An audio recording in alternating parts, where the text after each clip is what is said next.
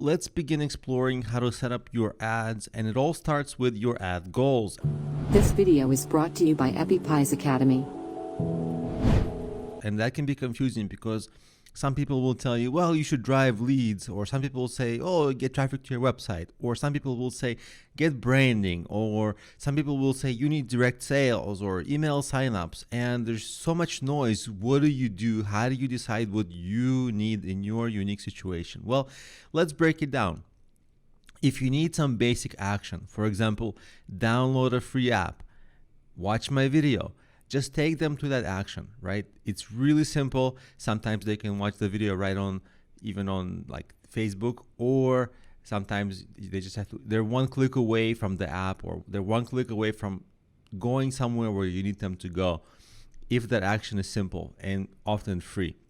What you do want to be careful of is just driving basic traffic that has no particular goal in mind. For example, like I'll have traffic go to my website, but what are they going to do there? So you need some kind of a conversion event. It might be an email sign up, it might be a purchase, it might be an app download, some goal that is concrete so that you can structure your entire ad around that goal, starting from the targeting to the form of how you actually create your ad and everything in between. So you need conversion of something. You define the conversion event. It might be a sale, it might be an email sign up, something like that.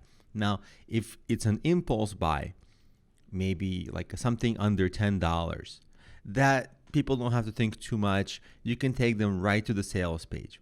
Sometimes the impulse buy is precisely not the goal. Sometimes the impulse buy is not the goal, but actually a beginning of a funnel, because it's rare that in case your product, let's say, is $10, that you'll spend under $10 to convert cold traffic to buy that $10 product. What really is often the goal is to sell the $10 product in the hope of that product pleasing that consumer, so that consumer goes on to buy more of your products, maybe something higher end, maybe your $100 product, maybe your $1,000 product. And if a person does that, then guess what? If they bought a $10 product, then went on to buy a $50 product, then went on to buy a $1,000 product, well, they just spent $1,060 with you. So for that type of a more complex multi-tier funnel, sure, you can spend $50, $100, $200 if that's possible in your ecosystem of how you sell. So sometimes it isn't possible to sell.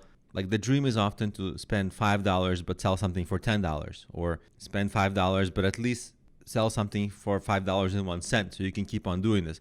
But if you have more products to sell or more services to sell that are higher end later in your sales funnel, then you can spend way more. You can spend $100 to make a $10 sales, knowing that somewhere down the line that consumer might spend a lot more money. So impulse buys aren't actually that simple. So sometimes they're the end in themselves, but it's better if they're not. And then there's, the bigger decisions, right? If your goal is really, let's say, to sell some $1,000 product or $5,000 product, then your consumers are not going to buy that, like on day one, right? They'll see your ad, hello, I'm so-and-so, I don't know you, buy my $5,000 thing. That just doesn't happen. So you need to warm them up with a funnel. The funnel can either start with a free email sign up, like a free giveaway so that people give you their email to get it, or in fact, with an impulse buy of something small but still good, so that they enjoy that and then they feel comfortable moving on to more expensive products of yours. So these are the basics of how to think through what's the end result, end goal of your ads. And once you have thought through this, then when you create your ads, you'll know exactly how to target the ads in the right way to achieve your goal.